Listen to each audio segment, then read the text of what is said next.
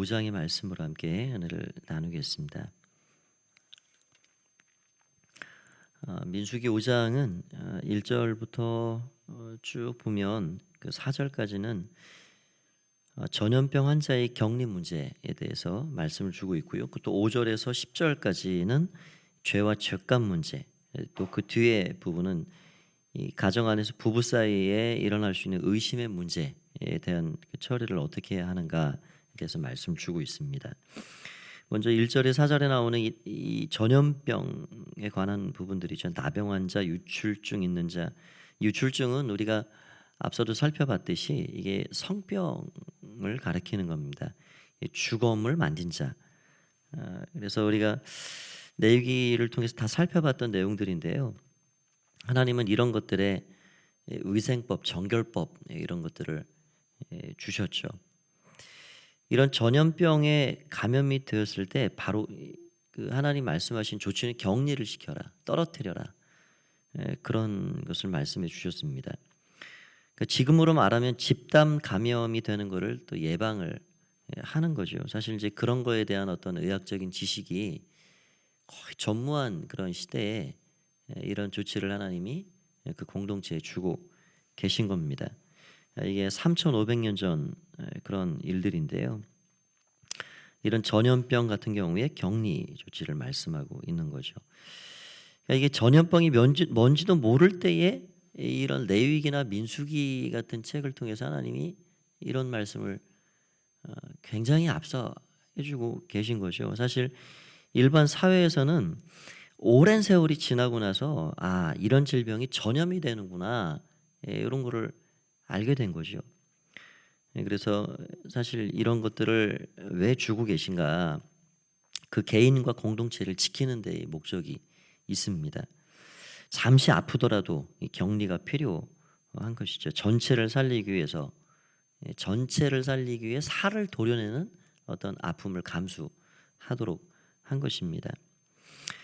그런데 이런 세균 바이러스 전염병보다 더 무서운 것은 영적인 전염병, 영적인 바이러스라 할 수 있습니다. 아브라함이 조카 롯과 함께 생활을 하다가 이제 함께 기거할 그런 이 토지 자체가 적기 때문에 분리를 하죠. 이제 서로 이렇게 분가를 하게 되는데, 그때 조카 롯은 자기 눈에 보이는 좋은 땅을 먼저 요단 들녘 또 거기 소돔 땅까지 들어가 살게 됩니다. 그러니까 우리가 세상에 이렇게 살아가다 보면 그냥 그 세상에 이렇게 물든다 그럴까요? 취한다 그럴까요? 이 새 속의 세균 바이러스, 예, 영적인 세균 바이러스. 그런 우리가 예수님의 말씀에 의하면 우리가 세상에 살아가지만 세상에 속한 자는 아니다.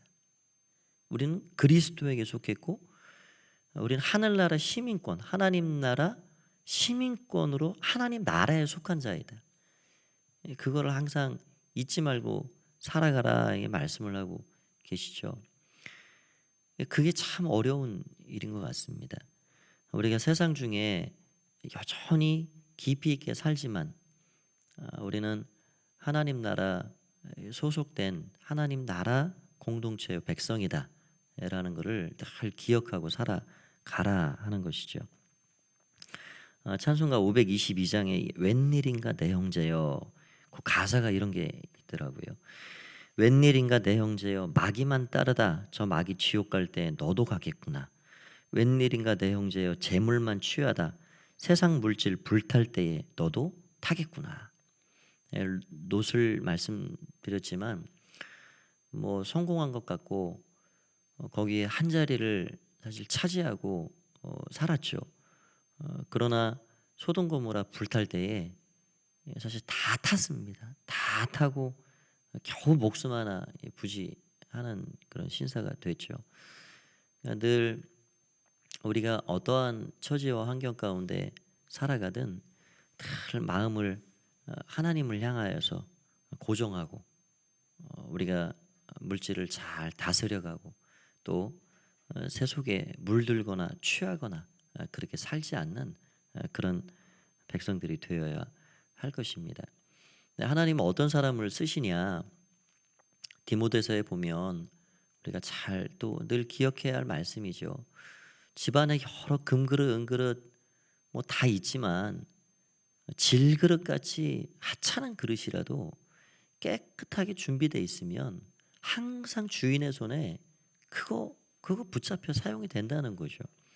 교회도 마찬가지인 것 같습니다. 하나님이 이 많은 이 땅에 교회들이 있지만 다 물론 하나님 다 그 교회의 어떤 그 색깔에 맞게 영성에 맞게 사용해 가시지만 하나님 정말 질그릇까지 깨끗하게 준비되어서 사용하시는 교회는 그런 교회입니다. 잘 깨끗하게 준비된 교회. 세속의 가치관이 이 교회에 들어와서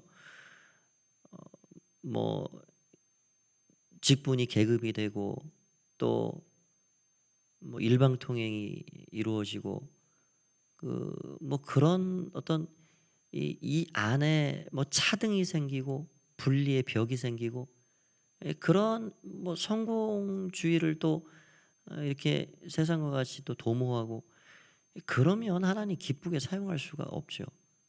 하나님은 거룩하게 깨끗하게 준비된 그런 교회를 하나님 사용하시는 겁니다. 우리 개인도 마찬가지고 교회도 마찬가지입니다. 그래서 늘 하나님 나라 가치관과 하나님 나라 그런 그 말씀의 이 가치관이 우리 교회를 통해 잘 이루어져 준비될 수 있도록 우리가 그것을 위해 늘 살아가야 하는 거죠. 그래서 깨어 있어야 하고 우리가 하나님 앞에 늘 잘 준비된 그릇들이 되어야 하겠습니다. 여기 또 5절부터 10절에 보면은 이 죄값에 대해서 나옵니다. 우리가 레위기 할 때 잠시 또 살펴봤던 말씀인데 굉장히 우리의 안목을 열어주는 말씀이라 할 수 있습니다. 여기 6절에 한번 보시기 바랍니다. 이스라엘 자손에게 이르라 남자나 여자나 사람들이 범하는 죄를 범하여.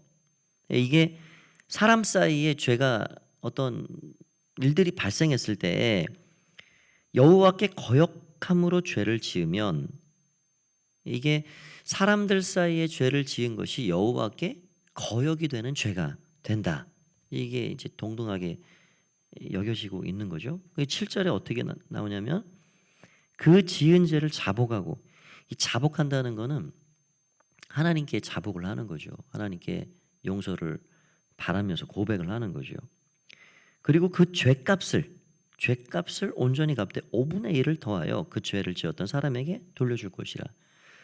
그래서 여기 8절이 좀 더 자세하게 말합니다. 만일 죄값을 받을 만한 친척이 없으면 그 죄값을 여호와께 드려 제사장에게로 돌릴 것이니 이는 그를 위하여 속죄할 속죄의 순양과 함께 돌릴 것이니. 그러니까 하나님께 거역된 죄, 그거는 자복을 하고 고백을 하고 순양이라는 것을 드려서 속죄의 제물을 드려라.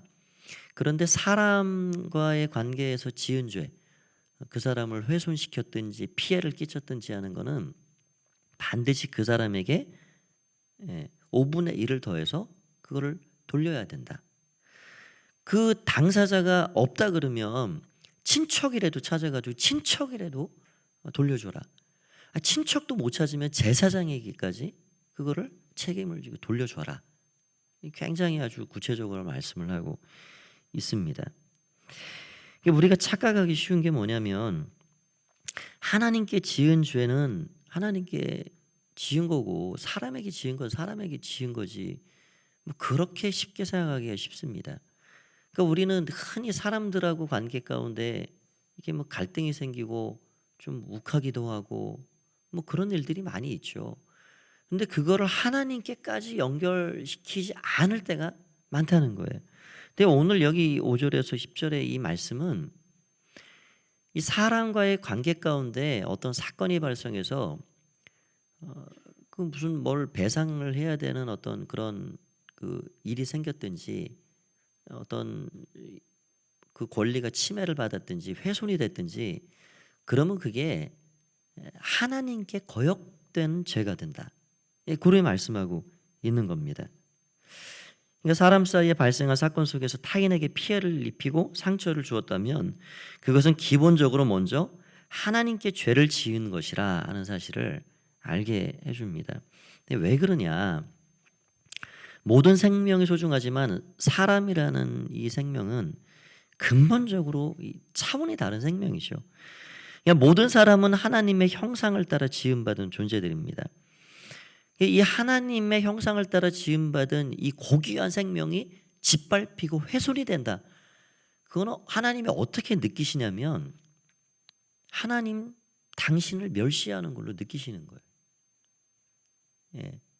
그러니까 뭐 짐승 한 마리 죽는 거하고 사람 한 명이 훼손이 되고 사람이 생명이 끊어지는 거하고는 하나님 보실 때 이거 뭐 차원이 다른 문제죠. 내가 나의 형상을 나의 분신과 같이 만든 나의 형상이 이렇게 훼손되고 그 인격이 짓밟히고 이렇게 되는구나. 하나님 그게 마음이 아프신 거예요.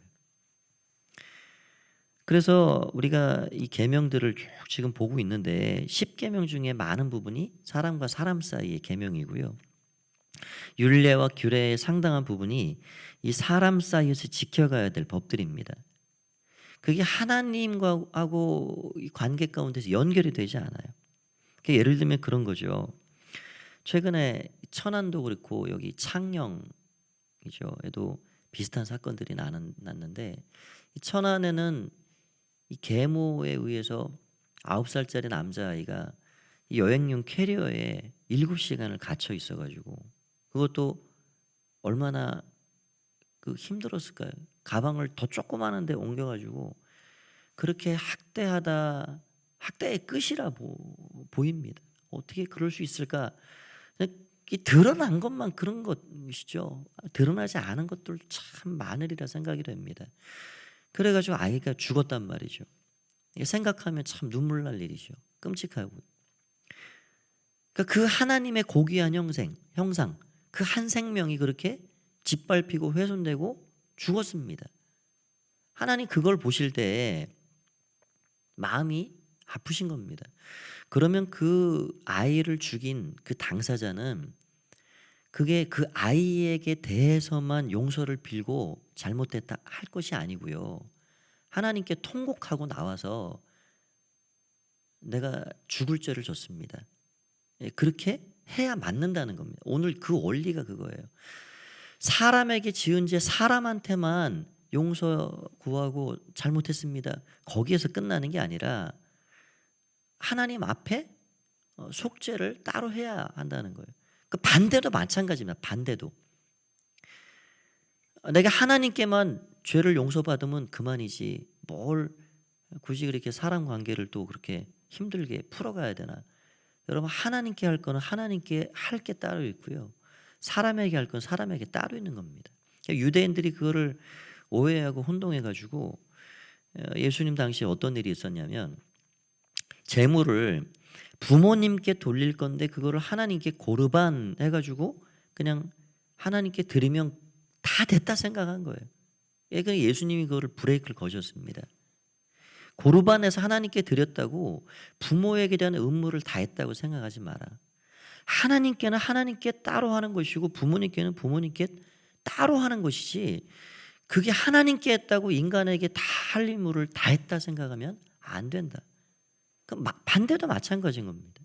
사람에게 할 의무가 따로 있고 하나님께 할 의무가 따로 다 있는 것이죠. 그래서 성령의 사람은 우리가 성령에 민감하게 살아가면 어떠한 일이 생기냐면 내가 예를 들어 그런 겁니다. 운전을 하다가 좀 확 올라왔어요. 뭐 그럴 일들이 생기잖아요. 그래서 막 뭐 할 말 못할 말 막 쏟아내고 이제 좀 혈기를 냈단 말이죠. 아휴, 내가 또 그랬구나. 예, 또 참지 못하고 또 그랬구나. 그러면 그게 뭐 그렇게 갈등을 일으킨 그 사람에게 아이고 미안합니다. 그러고만 끝나는 게 아니라 성령의 사람은 주님, 제가 아직도 이 문양입니다. 제가 아직도 겸손치 못하고 제가 아직도 이 혈기 하나 다스리지 못합니다. 주님, 용서해 주십시오. 하나님께도 그게 올라가야 된다는 겁니다. 그러니까 우리의 모든 인간 관계가 항상 하나님과 연결이 되어 있다. 이렇게 생각을 하고 하셔야 돼요. 그래서 하나님은 죄를 용서받는 순양 따로, 보상은 따로 별도. 그렇게 가게 돼 있는 거예요. 왜 기독교가 이 이 사회에서 자꾸 그렇게 존경받지 못하고 우리 크리스찬들이 안디옥 교회처럼 그렇게 칭송받지 못하고 자꾸 핀잔을 듣느냐. 자, 이렇게 가만히 돌아보면 우리 그리스도인들이 세상 사람들과 이 비교했을 때 윤리의식이 높냐? 그러지 않은 부분들이 많다는 거예요. 사실 우리 삶의 윤리의식은요, 최고점을 찍어야 됩니다. 최고점. 예수님이 산상수훈을 통해 말씀하신 그 윤리의식은 옷이 필요하다 그러면 속옷까지, 겉옷을 달라 그러면 속옷까지 벗어줘. 2개 있으면 하나 나눠줘. 오리 가자 그러면 심리까지 걸어줘. 너가 사랑하는 사람만 사랑하는 게 아니고 원수까지 축복하고 사랑해라. 여기 예수님께서 말씀하신 그 윤리의 어떤 수준은요, 가히 상상을 초월하는 수준입니다. 우리가 그렇게까지는 못한다 할지라도 하나님을 창조주를 모르고 예수님을 모르는 사람들에 비해서는 우리가 수준 있게 살아가야죠. 예. 이 윤리의식이 수준을, 그래서 우리가 그리스도인들하면 그렇게 뭐 시장 가서 막 더 싸게 살려고 막 그렇게 값을 깎고 얼토당토않게 이 상식을 뛰어넘어서 막 우겨서 해달라 그러고, 여러분 그런 거 하시면 안 됩니다. 예. 우리는 깔끔하게 내가 할 거를 하고 지불할 걸 지불하고 그렇게 해서 우리가 이 덕을 끼치는 사람들로 살아가야지. 그래야 전도가 되는 거죠. 예. 우리의 윤리의식이, 이 진실한 정직의식이 세상 사람들만도 못하다, 예수 믿는 것들 더하다, 이런 얘기를 우리가 들어서는 안 되는 거죠. 예, 안 됩니다. 그래서 우리가 항상 사람들과의 관계는 하나님과의 관계 가운데 연결되어 있다. 예, 그거를 다 기억하고 살아가야 합니다. 그래서 우리 주님께서 지난주일도 우리가 잠깐 말씀을 생각해 봤지만 지극히 작은 내 형제에게 한 게 다 나한테 한 거다. 나한테. 예, 하나님이 그런 말씀을 우리에게 하고 계시죠. 뒤에 11절부터 나오는 말씀은 이게 뭐 지금 시간이 다 갔지만 이게 의처증, 의심의 법이라는 건데요. 이게 남편이 예를 들어서 아내가 무슨 불륜을 저지른 것 같다, 그렇게 의심이 들었을 때 그거를 어떻게 처분하느냐. 언뜻 보기에는 이 굉장히 가부장적인 어떤 입장으로 좀 보여집니다. 그러나 이게 이제 의처증과 같은 의심의 이런 문제들이 생겼을 때 이거에 대해서 어떻게 해결을 할 것인가 간단하게 말씀드리면, 제사장에게로 아내를 데리고 가서 이 쓴물이라는 것을 만들어 놓고 제사장은 저주를 선언합니다. 이 물을 마셔서 내가 깨끗하다 그러면 가하겠지만 괜찮겠지만 부정을 저질렀으면 넓적다리가 벌어지고 내 배가 이렇게 부을 것이다. 그런 저주를 선언을 하고 물을 마시게 합니다. 그러니까 의심을 가지고는 정상적인 부부 생활이 될 수가 없죠. 많습니다. 의처증을 가지고 또 의부증도 있죠. 그러나 의처증이 상당히 더 많죠. 의심을 해소를 시켜야 이 정상적인 부부 생활이 되는 거죠. 의심을 가지고 어떻게 신뢰가 아예 금이 간 상태인데, 아무런 일도 안 한 이 부인 같으면, 아내 같으면 물을 꿀꺽꿀꺽 잘 마시겠죠. 편안하게 잘 마시겠죠. 그러면 끝나는 겁니다. 아무런 일도 나지 않는다. 그러면 남편의 의심이 거기서 딱 종결이 되죠. 그런데 좀 부정을 저질렀어요. 근데 남편도 아무도 모릅니다. 그런데 그것을 마시기를 참 아마 힘들어할 겁니다. 그래도 마셨어요. 마셔서 제사장이 선언한 대로 그렇게 됐다 그러면 그 하나님의 어떤 징계의 심판이라 할 수가 있고요. 그렇게 부정을 저질렀는데도 그것을 마셨는데 아무런 일도 일어나지 않았다, 그러선 치더라도 남편의 의심은 거기서 종결이 됩니다. 그리고 그 여인은 내가 정신을 번쩍 차리고 다시 제대로 잘 살아야 되겠구나, 그런 마음의 각오를 갖게 됩니다. 그러니까 이 의심의 법이라는 거는 실제 그 여인의 배가 붓고 그런 일이 생기든 생기지 않든 남편이 가지고 있는 의심을 거기서 마무리 짓게 하는 겁니다. 예. 그래서 그 문제를 완전히 해소시키는 거죠. 사람이 내 아내도 믿지 못하고 남편도 믿지 못하고 그 관계가 틀어진 상태에서는 그 가정 생활 자체가 될 수가 없습니다. 그러니까 의심의 법은 이르든 저르든 하여튼 굉장히 그 가정을 살려가는 부부 관계를 회복시켜가는 법이라 할 수가 있습니다. 하나님께서 이러한 세밀한 법까지 주셔서 부부 관계를 잘 해갈 수 있도록 그렇게 만들어주고 있는 것이죠. 믿어줘야 합니다. 우리는 믿어줘야죠. 그래야 우리의 가정생활이 잘 영위가 되는 것이죠. 오늘도 주와 동행하는 복된 하루 되시길 간절히 축원드립니다. 기도하겠습니다. 하나님 은혜 감사합니다.